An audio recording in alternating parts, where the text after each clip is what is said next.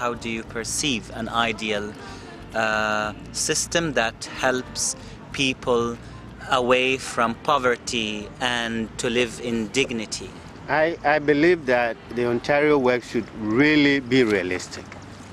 They should be realistic in the sense that they know there is no rent in Toronto that costs $350. They should know. And in addition, they should know that if you want somebody to lead a meaningful life, then they must eat right and be healthy. And then their ability to navigate the city in order to find job. These are three major areas that I believe Ontario Work should be able to look into. Be realistic that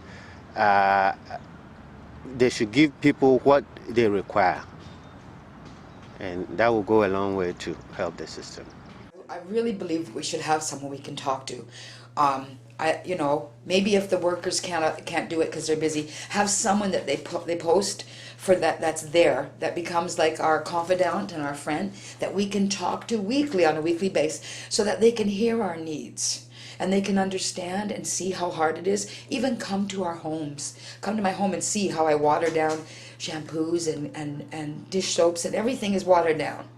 Come and see how this is, so that maybe if they saw it for real, that they could, talk to somebody there in the government, and they would believe them that we're suffering and we need somebody to be the in-between person and help us, even take one of us and appoint one of us that's lived it, that's living it.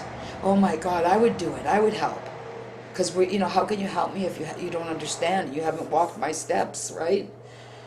I would even help them, if they would hire me, or, somebody that's been in the field, right?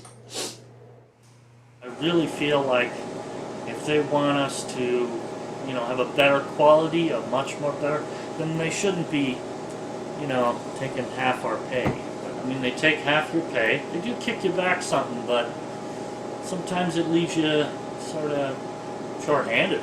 If you're not, for example, if you're not saving every penny that that you're. Do you feel like that's a punishment more than an incentive? Yeah, but like I say, I'm not going to go and just say, forget it. I'll just take my regular, welfare check and forget about, claiming this and I mean, you have this changes have to be made, right? I think so. If they see that somebody is making thousands and thousands, then they don't need the assistance. But we're making a few bucks here and there. This is not a full-time job. It's an extremely part-time job with and more stress than I think that most people would care to admit at this stage. But I will. It's tough some days, and Once a person feels good about themselves, then they're more likely to go out and contribute to the rest of society. Mm-hmm. But I find the system puts you in a situation where you don't move, you're stagnant. Mm-hmm. They don't offer healthy choices to make, proper counseling for relationships, for instance, so that you don't find yourself in a bad relationship. Mm-hmm. Healthy choices, a good place to live, so you actually feel good about the place that you live in, and not every day when you're walking into your apartment building or your place, you're looking at the roaches that are running by and the garbage that's all over the place and the funky smell, that lingering moldy smell as your building's rotting and falling apart. That to me does not motivate me to want to, do anything. Honestly, it doesn't. If they don't care, then why am I caring? So that should be the number one change in the system. Something motivating, Exactly. I'm too old, so it's not too much change for me. Just I wish I can order better food. Or when now comes spring, or the summer, skips nice fruit, or the watermelon, something like that. So you'd like to have more money for food? For food or something. I like drink buttermilk is $2.72. for a quart. For 1 liter. 1 liter. And when I have that 1 a month, I've been happy. I like milk. I can afford $4 for 43 bags milk. And lemonade. I was frozen lemonade. And then boil soup. And put some rice inside and couple noodles. Or the baked potato when it's special, then all week potato. That's it. One, they be a lot more flexible, give them more money, right? And stop thinking that the money that they give you is like, it's too much. It isn't too much.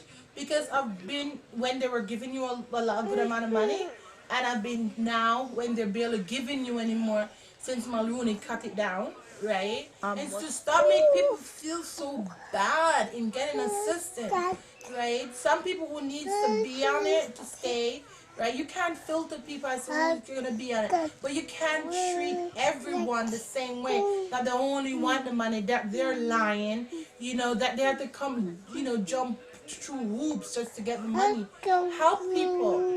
Try to see who your clients are and the type of needs they are, because sometimes you don't know, you know, the precipice some of those clients are coming. They're just on the edge of it, you know, and just trying to, just coming to you is embarrassing enough, right? And just your attitude and the way you talk to them can push them over that. Well, certainly taking the possibility of taking away the special diet right off the table, I mean, that shouldn't even be a consideration. That's something that we shouldn't even have to discuss any further. I also believe they should be doing this $100 supplement for certain families. Because you spend $100 now, you're going to save yourself $100,000 in healthcare later. There would be more rec programs available for children. Like now, even my 7-year-old, who's old enough to go, you know, there's no spots for him. So, and certainly I mean, if you do the math, you'll just see we're living far under the poverty level. And even with the extra help they give me with my special diet, I'm already at a $200 deficit. So certainly, an increase in the amount that is given for a woman in my situation. Okay. How it affects me is that, well, for instance, I was with a partner who was on ODSP too, and we were both on ODSP, and so we got more money because we were both on ODSP. Now I'm in a situation where I'm about to get married, and because my husband-to-be has a good paying job,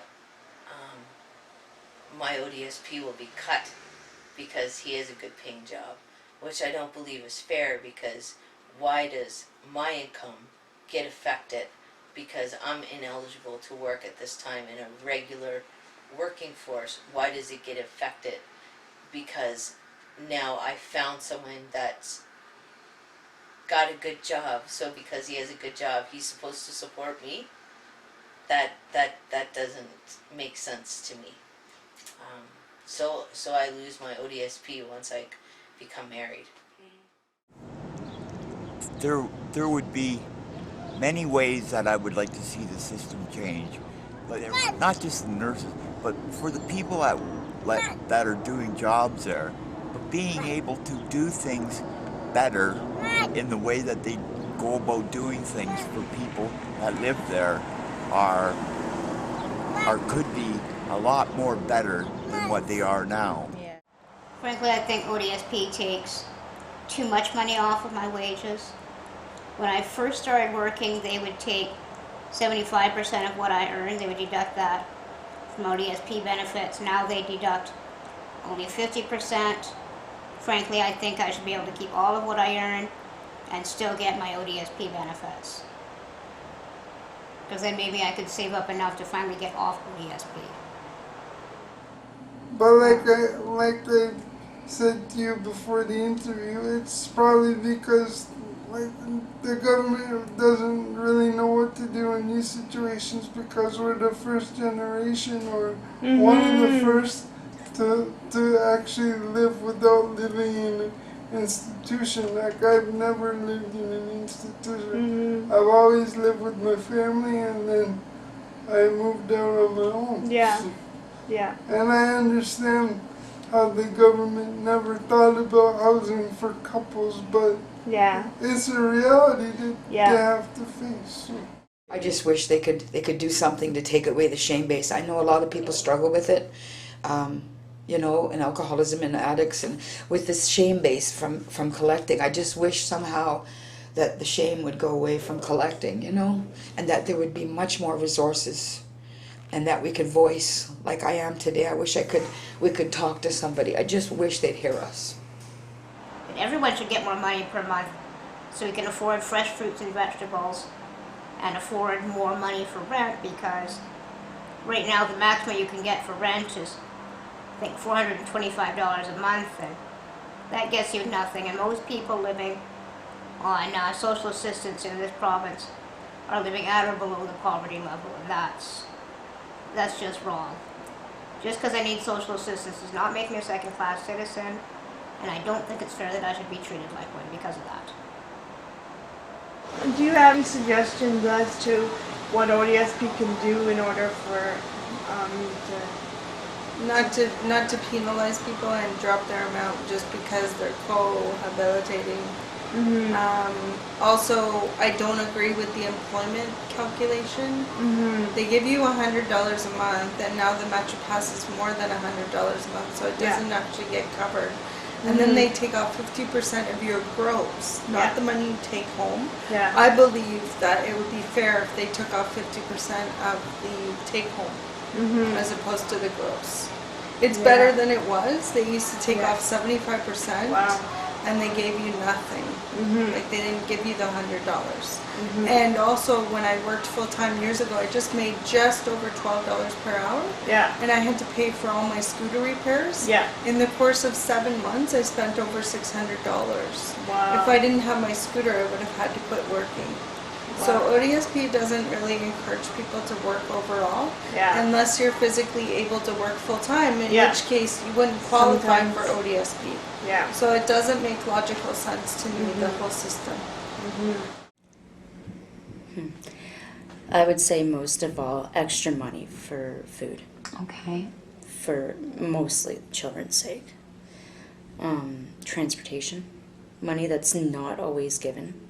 It's mostly given to adults that are going back to school.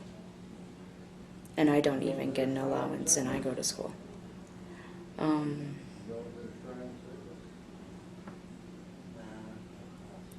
Better benefits, because my daughter is dental. Okay. And I would actually say that I wish, the adults had the same with dental. Yeah, it's hard. Because we don't, because that's why a lot of people don't have missing teeth or rotted teeth, because we don't have good dental.